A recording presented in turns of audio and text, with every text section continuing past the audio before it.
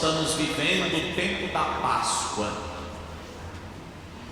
E a cada semana deste tempo pascal, a igreja vai nos apresentando a partir da palavra de Deus as diversas aparições de Jesus ressuscitado, e de certa forma também a igreja vai nos mostrando a vida nova inaugurada pela ressurreição de Jesus, também presente na vida da comunidade apostólica, ou seja, na vida dos apóstolos. Os apóstolos viveram de certa forma, podemos dizer, viveram uma vida antes e agora após a ressurreição de Jesus. Portanto, eles viveram num primeiro momento como discípulos, como aqueles que eram chamados, eram levados a aprender de Jesus. Portanto, primeiro viveram o discipulado de Jesus Cristo.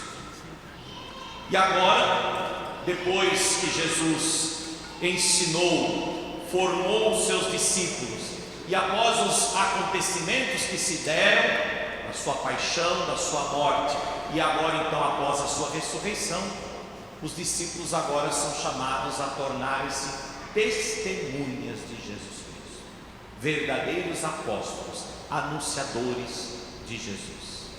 Portanto, olhando para a liturgia da palavra deste terceiro domingo da Páscoa, nós vemos exatamente esta temática: testemunha.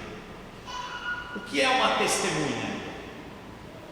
Quando a gente precisa de alguém como testemunha, quem é a testemunha? Os advogados sabem. O que é uma testemunha? Testemunha é alguém que viu, que ouviu, que conhece o fato e que pode dizer, que pode testemunhar aquilo que eu estou dizendo. E jamais uma testemunha pode ser forjada a dizer o que não viu, a dizer o que não ouviu, às vezes talvez até ser forjada a omitir o que sabe. Não é o caso aqui.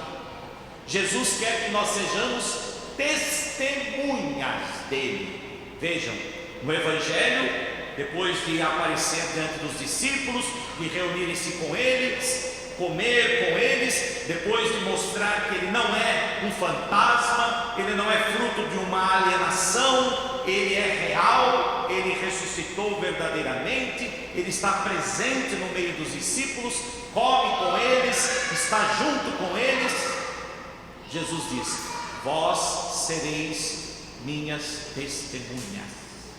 Vós sereis minhas testemunhas.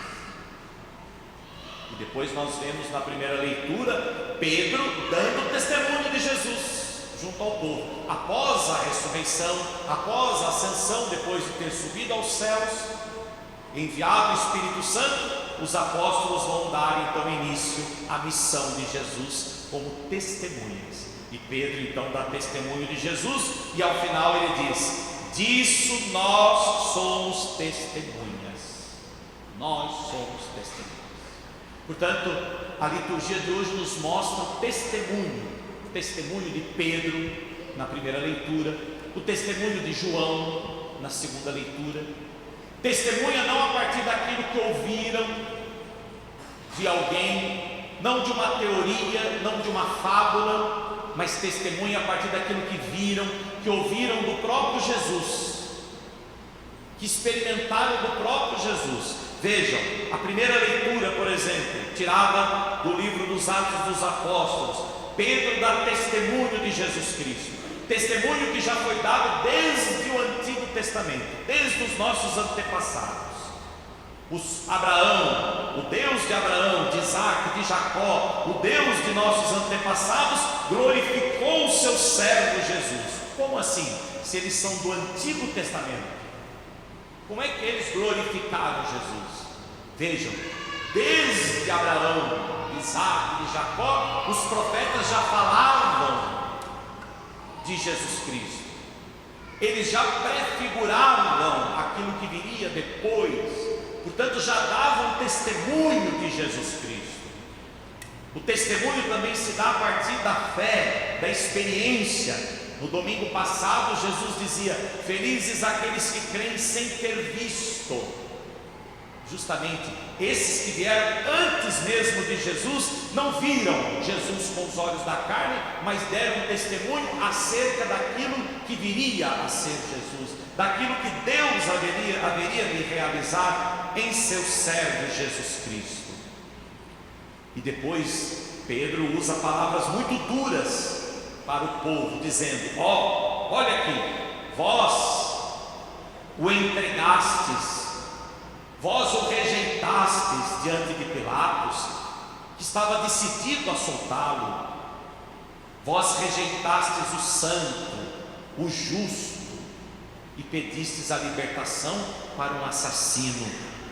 Vós matastes o autor da vida, mas Deus o ressuscitou, e disso nós somos testemunhas. E agora, meus irmãos, eu sei que vós agistes por ignorância, assim como os vossos chefes. Meus irmãos, muitas vezes hoje também nós somos este povo, infelizmente. Nós também somos um povo que muitas vezes rejeitamos, renegamos Jesus. Nós também somos este povo que muitas vezes preferimos professar uma fé naquilo, apenas no que vemos, apenas nas nossas certezas, nas nossas convicções, e muitas vezes influenciados pelas nossas ambições, pelos nossos desejos, nós acabamos renegando Jesus, rejeitando Jesus, e às vezes trocando o justo, o santo, por algo tão menor, por algo até, poderíamos dizer, insignificante. Assim foi naquele tempo. Trocaram Jesus por Barrabás. E hoje, trocamos Jesus por quem? Ou pelo quê? Com muita facilidade também hoje, nós trocamos Jesus, renegamos Jesus, rejeitamos Jesus e colocamos outra coisa no lugar de Deus. Porém, diz Pedro, Deus, porém, cumpriu desse modo o que havia anunciado pela boca de todos os profetas, que o Cristo, o seu Cristo, haveria de sofrer. Sim, os profetas disseram que o seu Cristo haveria de sofrer, mas talvez não do modo como sofreu, mas desse modo, o modo como Cristo sofreu é fruto das vossas influências, é fruto das vossas escolhas. Vocês, vejam, diz Pedro, vocês mataram o autor da vida, porque Pilatos estava decidido a soltá-lo, mas vocês preferiram que ele ficasse e que soltasse Barrabás. Mas desse modo, então, se cumpriu as Escrituras. As Escrituras se cumprem porque Deus entregou o seu Filho ao mundo, para que o mundo seja salvo por meio dele. E Deus já salvou o mundo desde o nascimento, desde a concepção, quando Cristo assume a nossa humanidade no seio da Virgem Maria, se fazendo homem. Ali o homem já está sendo redimido, porque ali a humanidade já está sendo assumida pela divindade. E essa humanidade assumida pela divindade, essa redenção que já se dá desde a encarnação, vai até a cruz, a morte de cruz. Mas sabemos que a morte da cruz é o modo como Cristo se ofereceu, mas sabemos que ela também foi a consequência dos pecados do próprio povo. E Pedro dá testemunho de tudo isso. Agora eu sei que vós agistes por ignorância. Por que Pedro está falando como testemunha? Porque ele viveu aquilo. Na verdade, Pedro também se inclui nessas palavras. Ele também renegou o mestre, ele também rejeitou, ele também trocou o mestre, assim como Judas e tantos outros. Portanto, essa é a verdadeira testemunha, meus irmãos. Alguém que viveu, que experimentou. Ele também renegou o mestre. No entanto, termina dizendo: arrependei-vos e convertei-vos, para que os vossos pecados sejam perdoados. Pedro também renegou, também rejeitou, mas também se arrependeu, também se converteu e acreditou naquele que morreu para a remissão dos nossos pecados. Portanto, Pedro dá verdadeiro testemunho de Jesus Cristo, como alguém que de fato viveu tudo isso, como alguém de fato que experimentou tanto renegando e rejeitando, como também sendo acolhido, sendo perdoado, sendo redimido, sendo reconciliado por Jesus. Depois nós vamos para a segunda leitura da carta de São João. Quem é esse São João? Aquele que estava aos pés da cruz. Portanto, São João, discípulo amado que estava aos pés da cruz, também dá testemunho. Olha o testemunho de São João: meus filhinhos, escrevo isto para que não pequeis. No entanto, se alguém pecar, temos junto do Pai um defensor, Jesus Cristo, o justo. Ele, Jesus, é a vítima de expiação pelos nossos pecados, não só pelos nossos, mas também pelos pecados do mundo inteiro. Portanto, João dá testemunho: se pecarem, temos junto do Pai um defensor que vai nos defender, para garantir para nós o perdão, a reconciliação, pois Ele é a vítima de expiação dos nossos pecados. Meus irmãos, São João está falando isso a partir de quê? Como assim? Poderíamos perguntar. Escuta, mas você está dizendo isso a partir de quê? A partir do que ele viu. Ele estava lá na cruz e ele viu quando Jesus se dirigiu ao Pai, suplicando pelo perdão dos outros. Pai, perdoa-lhes, porque eles não sabem o que fazem. Vejam, São João não está tirando da sua cabeça esse discurso. São João está dando testemunho de algo que ele viu, que ele experimentou. Ele viu Jesus dizer: Pai, perdoa-lhes, eles não sabem o que fazem. E agora São João, após a ressurreição, diz: meus irmãos, meus filhinhos, não pequeis, mas se alguém pecar, lembre-se, temos junto do Pai alguém que nos defende, Jesus Cristo. Pois Ele mesmo pediu ao Pai que perdoasse os seus algozes, que perdoasse aqueles que estavam ali ao seu lado, que perdoasse todos aqueles que estavam cometendo, muitos até por ignorância, aqueles fatos tão dolorosos na cruz. Portanto, meus irmãos, é preciso dar verdadeiro testemunho de Jesus Cristo. Nós todos aqui somos testemunhas de Jesus. E Jesus espera que o nosso testemunho seja verdadeiro, seja real, concreto, que o nosso testemunho seja coerente, que o nosso testemunho seja sincero, que o nosso testemunho seja a partir daquilo que vimos, ouvimos, experimentamos, não apenas um discurso. Vejam, nós recebemos a fé por meio da igreja, e nós conhecemos Jesus Cristo a partir do testemunho da igreja, a partir do testemunho dos primeiros que levaram a missão de Jesus adiante. Nós recebemos esse testemunho que veio dos apóstolos, desde os primeiros até hoje. E o futuro? O futuro conhecerá Jesus Cristo? Depende de nós, se nós de fato dermos testemunho de Jesus Cristo. Se nós não só procurarmos transmitir teorias, até porque Jesus não é uma teoria, Jesus não é uma ideia, Jesus não é uma filosofia, Jesus não é uma fábula, Jesus é uma pessoa. E aí vem o Evangelho, e Jesus nos mostra claramente: Ele é uma pessoa, Ele assumiu a nossa carne, Ele assumiu a nossa humanidade, Ele passou pela morte, Ele ressuscitou e nos deu uma vida nova, uma nova vida, que é a vida eterna. E por isso era tão difícil para os discípulos compreenderem isso no primeiro momento. Por isso eles ficavam sempre assustados, com medo, pensando até que era um fantasma. Era difícil para os discípulos acreditarem, compreenderem essa nova vida que Jesus inaugurou com a sua ressurreição. Até para nós hoje ainda é difícil.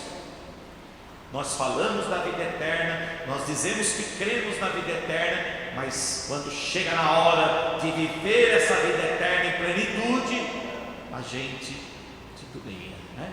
A gente ainda duvida, ou não compreende, ou não entende. Certamente muitos de nós que aqui já perdemos alguém que nós amamos muito, a morte de alguém muito próximo causa exatamente esse sentimento que os discípulos sentiram.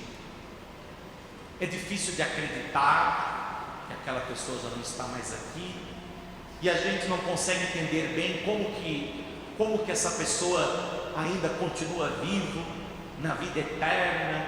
Por mais que a gente crê, mas a gente fica sempre confuso, a gente fica sempre pensando, a gente fica sempre lá no coração.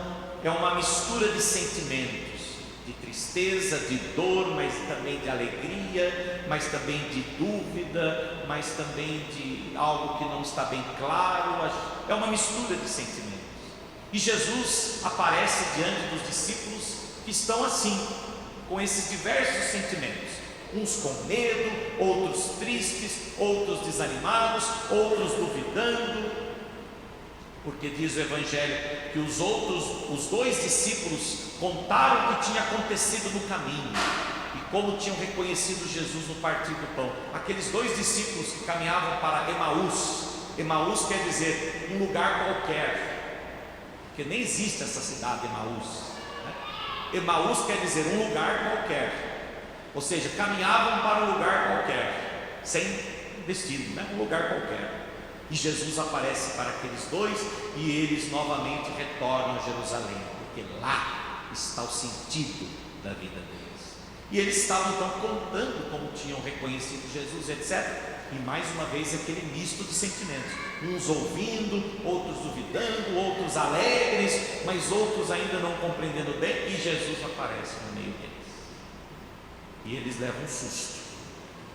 E Jesus quer mostrar que é Ele mesmo. Por isso, olha as minhas mãos, olha os meus pés. Vamos comer alguma coisa juntos, para mostrar que eu sou alguém que quer participar da vida de vocês, mas quero que vocês compreendam que a vida de vocês também já não será mais a mesma, que um dia vocês também haverão de passar pela morte, como eu passei, mas também um dia vocês ressuscitarão.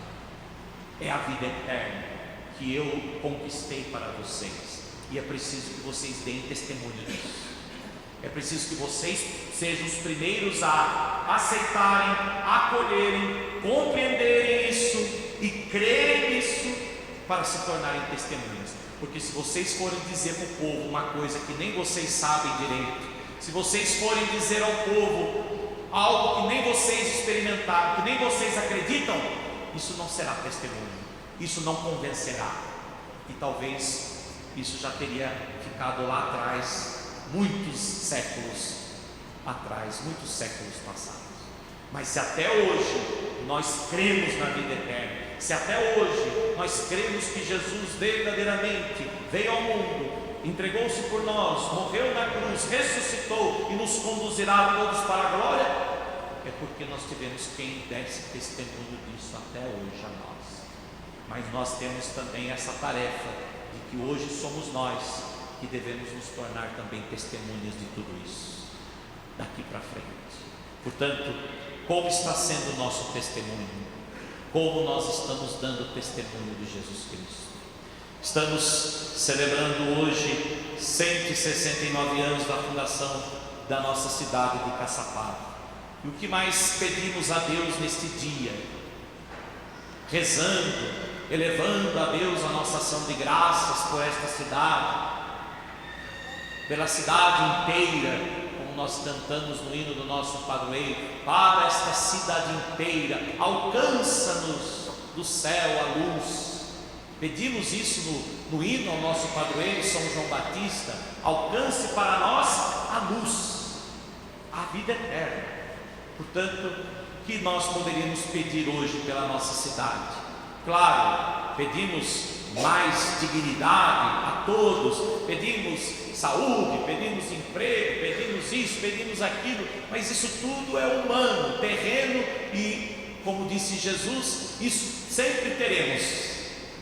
Jesus certa vez já disse: pobres sempre tereis entre vós. Sempre haverá necessidades humanas, sociais, sempre haverá. Ninguém vai sanar essas necessidades por completo. Então o que é que nós deveríamos pedir? Deveríamos pedir a Jesus a graça de sermos salvos. Que a nossa cidade seja salva, que a nossa cidade alcance o céu, que a nossa cidade possa de fato ser de homens e mulheres que de fato deem testemunho de Jesus Cristo. Que a nossa cidade seja uma cidade que dá testemunho verdadeiramente da sua fé em Jesus Cristo. Que a nossa cidade seja uma cidade mais cristã, uma cidade mais fiel, uma cidade que possa cada vez mais compreender que aquele que entregou a vida pelo mundo também entregou por nós, porque nós estamos no mundo, mas, como nos disse o próprio Jesus, nós não somos deste mundo, não pertencemos a este mundo. Aqui somos passageiros, aqui somos peregrinos, todos passam, e assim cada um na função que vai exercendo na cidade, sejam os governantes, sejam os cidadãos, que todos saibam que na função que estão, procurando fazer sempre o melhor, mas sempre conscientes de que somos peregrinos, que somos todos passageiros, pois tudo passará, só Deus permanecerá. Só a salvação é eterna, nada mais. Portanto, trabalhemos sim pelo bem da nossa cidade, pela prosperidade da nossa cidade. Trabalhemos para que a nossa cidade cresça, se prospere cada vez mais, mas trabalhemos também pela nossa salvação. Trabalhemos também para que entre nós haja sempre mais fé, que entre nós haja sempre mais a consciência daquele que veio ao mundo para nos salvar, e que trabalhemos também então para a salvação uns dos outros. Cada um, mesmo na religião que professa, mas que todos trabalhemos incansavelmente pela salvação dos irmãos, para que sejamos verdadeiras testemunhas de Jesus Cristo, e Jesus Cristo seja verdadeiramente Senhor desta cidade e do mundo inteiro. Assim seja. Amém.